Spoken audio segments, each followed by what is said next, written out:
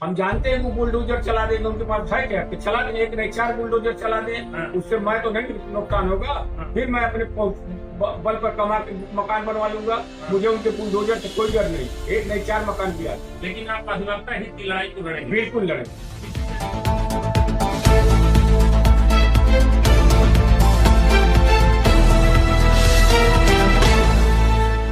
आप देख रहे हैं उत्तर प्रदेश का सबसे भरोसेमंद news channel UP news live 24 सच का साथी। मैं हूं आपके साथ प्रशांत पाटिल। नमस्कार। इस समय हम मुख्यमंत्री के गृह जनपद गोरखपुर में हैं। गोरखपुर मुख्यमंत्री का शहर कहा जाता है।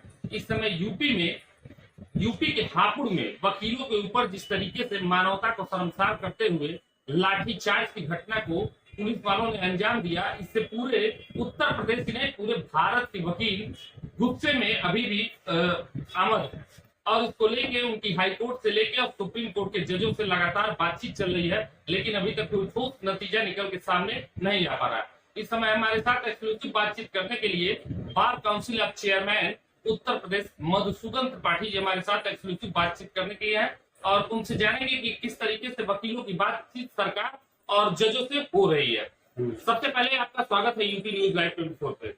धन्यवाद।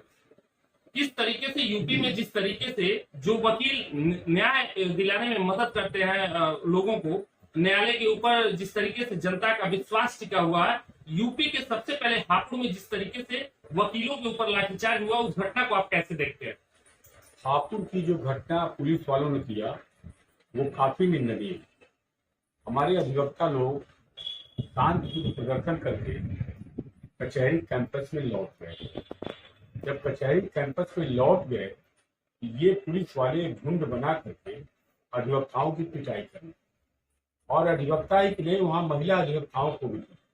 आप देखे होंगे वीडियो जो है, एक आदमी गड्ढे में गिर गया, उसको भी लाठी से मार रहे हैं, एक महिलाओं को 3-4 पुलिस वाले मार रहे हैं। तो और कम से कम 40 अधिवक्ता जो है वो घायल हुए बुरी तरह से, और कितने लोग हॉस्पिटलाइज हुए, 8 लोग तो आईसीयू में हैं। ये घटना जो है, इस घटने के बाद जो सरकार का रवैया होना चाहिए वो बिल्कुल अमर्यादित था और संवेदनशीलता नहीं करेगा।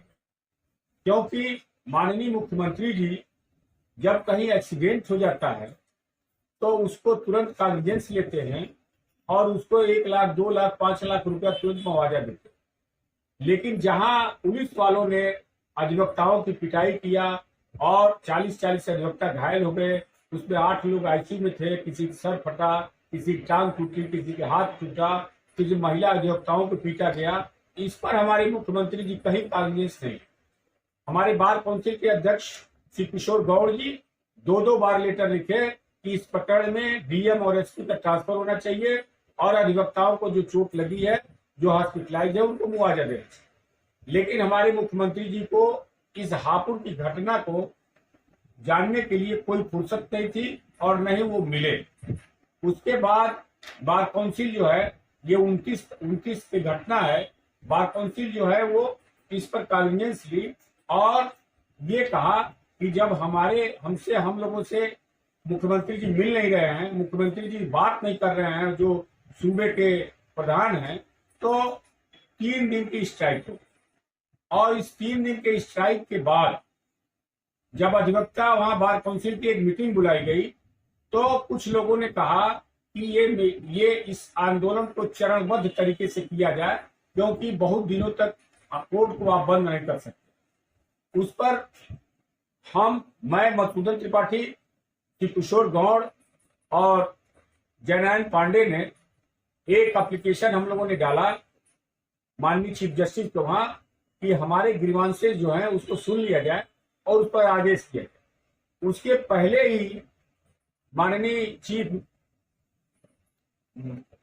चीफ साहब ने एक कमेटी बनाई थी 4 सदस्यों की, जो हम लोगों की बात जानना चाहते थे और हम लोगों की क्या मांगे थी उसको भी जानना चाहते। हम लोगों ने अपनी मांग वहां रखी और वो 4 सदस्यीय कमेटी जो है वो सीजीआई को वो रिपोर्ट अपनी प्रेषित की मुख्य न्यायाधीश को। उसके बाद मुख्य न्यायाधीश को वहां एक दरखास्त पड़ी कि साहब हम लोगों की बातों को सुन करके पुनः उस पीआईएल में ऑर्डर कर दिया जाए, क्योंकि जो एसआईटी सरकार ने बनाया है उस एसआईटी में 2 पुलिस वाले हैं और 1 कमिश्नर है, इसलिए वो एसआईटी से जांच हम लोग की नहीं हो सकती है। उसमें एक दरखास्त पड़ी और हम लोगों ने मांग किया। माननीय चीफ साहब ने एक 2 सदस्यीय फिर उसी पीआईएल के जो लोग थे उसको गठित किया और हम लोगों को बुलाया वहां सुनने के लिए। मैं श्री किशोर गौड़ और जय नारायण जी गए और अपनी बातों को वहां कहे तो उन्होंने पूछा आप क्या चाहते हैं। हम लोगों ने कहा कि पहले बात यह है कि जो एसआईटी आपने बनाई है और जो एसआईटी सरकार ने बनाई है, सरकार के एसआईटी पर हम लोग का कोई विश्वास नहीं है। आप जो बनाए हुए हैं उसमें जुडिशियल अफसर को आपने रखा है, डीजे को, लेकिन हम चाहते हैं कि उसमें हाईकोर्ट के जजेज इन्वॉल्व हों और सही बात आ जाए। तो माननीय कोर्ट ने, चीफ जस्टिस ने कहा कि हम अपने 3 जजों के उसमें नियुक्त करते हैं और आपके तरफ से बार काउंसिल के अध्यक्ष को नियुक्त करते हैं और हाईकोर्ट के अध्यक्ष को नियुक्त करते हैं और एडवोकेट जनरल को नियुक्त करते हैं। इनके समक्ष जो भी अधिवक्ताओं की समस्या हो वो देंगे और ये लोग उस पर, चूंकि इसमें जजेज हैं हाईकोर्ट के, वो आदेश करें। उसके बाद हम लोगों ने कहा कि आप ये भी मंगा ले रिपोर्ट कि ये एसआईटी जो हमारे मुख्यमंत्री जी गठित किए थे उस एसआईटी ने कोई काम किया कि नहीं किया। उन्होंने 15 तारीख को एसआईटी की रिपोर्ट मांग लिया है और इस तरह से उन्होंने ये भी कहा कि आपको जो भी मांगना है आप 15 तारीख को लिख करके ले आइएगा, हम उस पर मांगे। हमने कहा कि साहब इसमें डीएम और एसएसपी का ट्रांसफर हो जाना चाहिए और अधिवक्ताओं को मुआवजा मिलना चाहिए। तो हमारे चीफ साहब ने कहा कि आप मुख्यमंत्री से मिले कि नहीं मिले, मुख्यमंत्री आपसे मिला कि नहीं मिला, वहां का कोई नुमाइंदा सरकार का मिला कि नहीं मिला। हम लोग कहा कि 2-2 बार मुख्यमंत्री से हम लोगों ने प्रयास किया, मुख्यमंत्री साहब कहते हैं हमारे पास समय नहीं हापुड़ की घटना को जानने के, और उनका कोई नुमाइंदा भी नहीं आया। तो ये बात कैसे? उन्होंने कहा एडमिनिस्ट्रेशन साइड से मैं कोई आदेश नहीं कर सकता हूं, मैं केवल जुडिशियल साइड से आदेश कर सकता हूं। इसलिए डीएम और एसपी का ट्रांसफर जो वो सरकार करेगी, मुआवजा सरकार देगी, हम इसमें इंटरफियर नहीं कर सकते हैं। हम इतना जरूर कहेंगे कि जो अधिवक्ता घायल हैं उनकी बातों को सुनी जाएगी और यदि पाया गया तो पुलिस को पनिश भी किया जाए। नहीं, ये सबसे पहले बात एक और जानना चाहते हैं, कल का क्या डिसीजन है? कल मंडे है, कल से कोर्ट पे कई लोगों की निगाहें टिकी हुई है पूरे देश की। कल से आप लोग क्या विचार बना रहे हैं? कल से आप लोगों के जजों का क्या आदेश है हाईकोर्ट के चीफ जजेस का? उसके बाद बार काउंसिल की मीटिंग बुलाई गई। बार काउंसिल के मीटिंग में 15 सदस्य उपस्थित थे और सारे लोगों ने कहा कि जुडिशियल ऑफिसर या चीफ साहब से या हाईकोर्ट से लड़ना उचित नहीं है। आप एक तरफ लड़िए और सरकार जब आपकी नहीं सुन रही है, सरकार को ही ट्रांसफर करना है, सरकार को ही मुआवजा देना है, तो आप सरकार के खिलाफ आंदोलन छेड़िए और जुडिशरी का आंदोलन जो न्यायिक कार्य से आप लोग विरत हैं उसको समाप्त करिए। तो हमारे माननीय अध्यक्ष जी ने वो हड़ताल को स्थगित किया, खत्म नहीं किया, स्थगित किया और उन्होंने एक डाटा दिया कि ये फला फला डेट तो सरकार का हम लोग विरोध करेंगे। पहले दिन उन्होंने कहा कि काली पट्टी बांधी जाएगी, फिर उन्होंने कहा कि ट्रेजरी का और आरटीओ का और विरोध किया जाएगा। उसके बाद उन्होंने कहा कि सरकार का पुतला फूंका जाएगा। उसके बाद उन्होंने कहा कि महापंचायत बुलाई जाएगी। उसके बाद उन्होंने कहा कि हम विधानसभा का घेराव करेंगे 20 अक्टूबर। इस तरह से डेट वाइज जो है ये चरणबद्ध तरीके से आंदोलन सरकार के खिलाफ चलेगी, क्योंकि सरकार हम लोगों की कोई बात नहीं मान रही है। और चीफ साहब ने कहा है कि जो भी मुझको ऑर्डर करना होगा मैं आपके पक्ष में ऑर्डर करूंगा, क्योंकि मैं भी वकील हूँ, वकालत से ही मैं आया हूँ और ये पुलिस वाले काली कोर्ट को पीटे हैं, ये बहुत गलत है। ये इस तरह से बात सौहार्दपूर्ण तरीके से बात हुई। उन्होंने एक आदेश किया, आदेश चाहिए तो उसको फ्लैश कर दीजिए। और इस तरह से हम मीटिंग हुई और मीटिंग में ये हुआ कि हड़ताल जो न्यायिक कार्य से हम लोग काम नहीं कर रहे हैं कई 10 दिनों से, उसको स्थगित किया जाता है और सरकार के खिलाफ मोर्चा खोला जाता है। कल से आप लोग अदालत में काम करेंगे? अभी कल से काम करेंगे? अब बार काउंसिल का तो निर्णय है कि अदालत में हम लोग काम करें, लेकिन अगर लोअर कोर्ट के लोग जो हैं, जैसे डिस्ट्रिक्ट कोर्ट के जो वकील हैं, जो अध्यक्ष हैं, मंत्री हैं, अगर उन लोगों को ये बात नहीं पच रही है कि गलत हुआ है, तो वो लोग जो चाहेंगे उसमें हम लोग कोई इंटरफियर नहीं करेंगे। जिस तरीके से यूपी के हापुड़ में वकीलों के ऊपर दुस्साहिज तरीके से मानवता को शर्मसार करते हुए लाठीचार्ज की घटना को अंजाम दिया गया, आप लोग किस नजर से उसको देखते हैं? एक इतने बड़े पद पे रहते हुए उस चीज को कैसे देखते हैं?